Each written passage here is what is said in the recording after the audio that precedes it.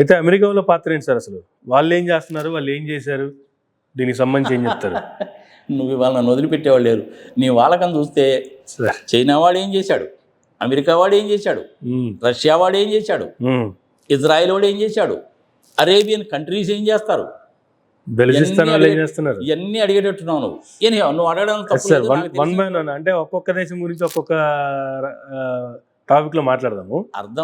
అర్థమైంది నీ మనోభావం ఏందో నాకు అర్థమైంది. నీ మనోభావం ఏందో నాకు అర్థమైంది స్వామి. చైనా గురించి అడిగావు, నాకు తెలిసింది చెప్పాను. 47లో మనకు స్వాతంత్రము, 49లో వాళ్ళకి స్వాతంత్రం. మనకంటే బాగా అభివృద్ధి చెందిన దేశము, వాళ్ళ ప్రధానమైన ఉద్దేశం ఏంది, పంచశీల అయింది చెప్పాను నేను. అయిపోయింది కదా. ఇప్పుడు నువ్వు అమెరికా వాళ్ళ గురించి అడుగుతున్నావు. ఈ అమెరికా వాళ్ళు ఎలాంటి వాళ్ళు అంటే మహాజాదులు అనమాట. కర్ర విరగనీయరు, పామును సావనీయరు, ద్వంద్వ ప్రవృత్తి ఉంటుంది. ఓకే. 1971 దగ్గర వరకు, 1947 దగ్గర నుంచి 1971 సంవత్సరం వరకు అమెరికా వాళ్ళు పాకిస్తాన్ పక్షాన్ని ఉన్నారు. మన పక్షాన్ని ఎప్పుడు లేరు. మనం కూడా ఏంటంటే అమెరికన్స్ తోటి హలో అంటే హలో అని ఉండేవాళ్ళం, అంతేగాని అంతకంటే పెద్ద ఇదేం లేదు. ఎప్పుడైతే 1965లో కూడా కాదబ్బా, పాకిస్తాన్ వాళ్ళకి మనకి ఒకసారి 1965లో కూడా యుద్ధం జరిగింది. ఓకే. అప్పుడు కూడా అమెరికా వాళ్ళ పాత్ర అంటూ ఏమీ పెద్ద లేదు. 1971 దగ్గర నుంచి 1971 కంటే ముందు ఎప్పుడైతే 65లో వారు జరిగిందో అప్పుడు పాకిస్తాన్ని గట్టిగా పట్టుకున్నారు. ఇండియా వాళ్ళు ఎనీహో మన మాట వినరు, ఇటు నాటోలో జాయిన్ గారు, అటుపక్క సోవియట్ రష్యా వైపు పోతారో లేదో తెలియదు, కానీ వాళ్ళిద్దరు మంచి ఫ్రెండ్సేను. పాకిస్తాన్లో కనుక మన సైనిక స్థావరాలను ఏర్పాటు చేసుకుంటే ఇటు చైనాకి, అటు రష్యాకి, ఇటు ఇండియాకి, ముగ్గురికి కూడా చాలా దగ్గరగా ఉంటాము. రష్యాతో కనుక యుద్ధం వచ్చిందంటే ఇమ్మీడియట్గా చేయడానికి అవకాశం ఉంటుంది అన్న ఉద్దేశంతో పాకిస్తాన్కి ఆయుధాలు అమ్మడం అనేది మొదలుపెట్టారు. ఓకే. అమెరికా వాళ్ళకు కూడా ఎప్పుడు రెండు నేచర్స్ ఉంటాయి, చైనా వాళ్ళకు ఉన్నట్టే. వ్యాపార దృక్పథం ఉంటుంది, ఆ దేశంలో వాళ్ళ మిలిటరీ బేస్ పెట్టుకోవాలని ఉంటుంది, కానీ దేశాన్ని ఆక్యుపై చేద్దాం అని కూడా అనుకోరు. చైనా వాళ్ళైతే దేశాన్ని ఆక్యుపై చేద్దాం అనుకుంటారు, కానీ అమెరికా వాడు అట్ట అనుకోడు. ఓకే. ఆ దేశంలో నా జెండా పెడదాము, అక్కడ సీనెట్లను పెడదాము, సంగతి సంవత్సరం అని అనుకోడు. వ్యాపారము వ్యాపారము వ్యాపారము. వాడు నా చెప్పు చేతుల్లో ఉండాలా, నేను చెప్పినట్టు వినాలా. నేను ఉంగోమంటే ఉంగోవాలా, కూర్చోమంటే కూర్చోవాలా, లెమ్మంటే లేవాలా, తాగమంటే తాగాలా, తినమంటే తినాలా. ప్రధానమైన ఉద్దేశం ఏంటి అంటే వాళ్ళకి సంబంధించిన సైనిక స్థావరాన్ని పాకిస్తాన్లో పెట్టుకోవాలా, పాకిస్తాన్కి ఆయుధాలు అమ్మాలా. ఈ రెండు ప్రధానమైన ఉద్దేశాలు. అది అమెరికా వాడి నైజం. మరి 1971లో ఏం జరిగింది ప్రజలకు తెలియాలిగా. చెప్తా. 1971లో చైనా వాళ్ళు మన మీద, పాకిస్తాన్ వాళ్ళు మన మీద యుద్ధం ప్రకటించారు. డిసెంబర్ 3వ తారీఖు 1971 యుద్ధం మొదలైంది. 16వ తారీఖు డిసెంబరు 1971 కల్లా యుద్ధం అయిపోయింది. అంటే 13 రోజుల్లో యుద్ధం అయిపోయింది. 93,000 మంది సైనికులు లొంగిపోయారు. సీజ్ ఫైర్ అంటారు దాన్ని, లొంగిపోయారు. బంగ్లాదేశ్ సపరేట్ కంట్రీ కింద విడిపోయింది. ఓకే.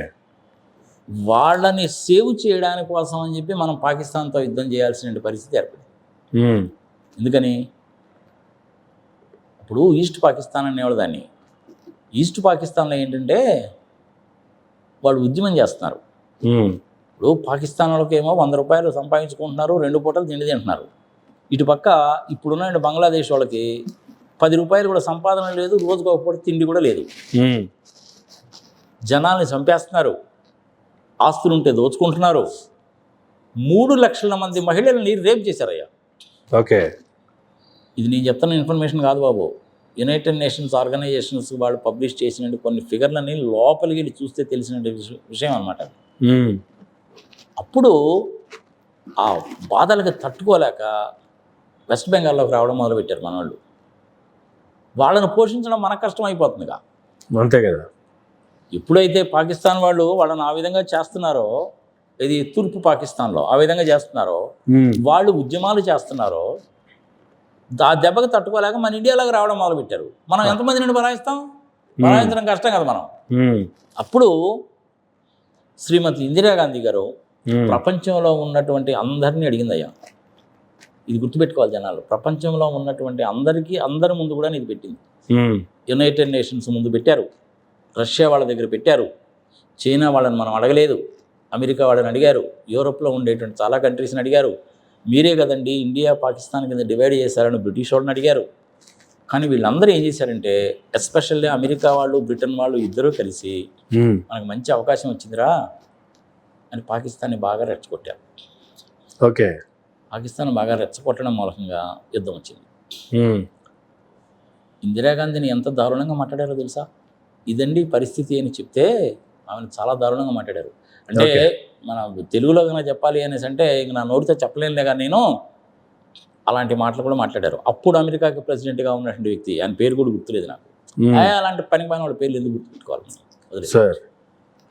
ఇక ఆమె లాభం లేదని ఫైనల్గా రష్యా వాళ్ళకి మనకి 1960లో జరిగిన ఒక అగ్రిమెంట్ని బయటకు తీసింది.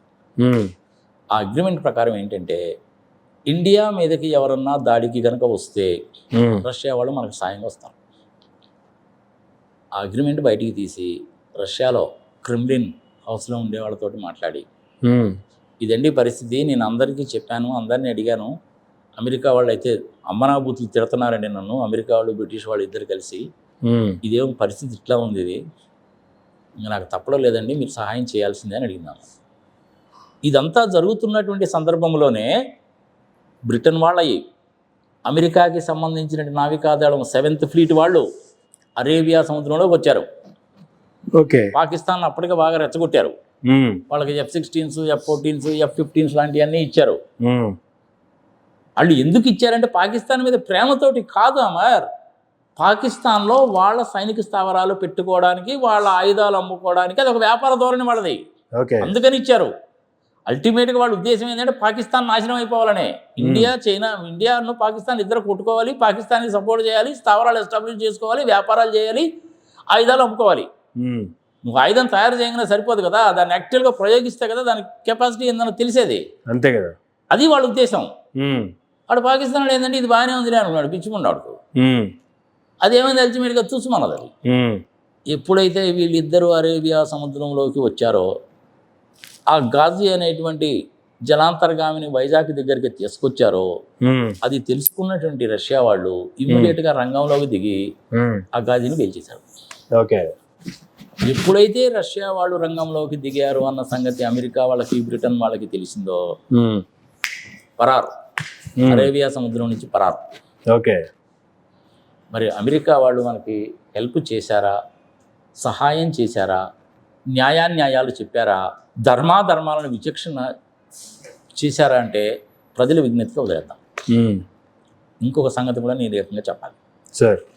అమెరికా వాళ్ళ నైజం ఎలా ఉంటుంది అంటే చైనా వాళ్ళ నైజం లాగానే ఉంటుంది.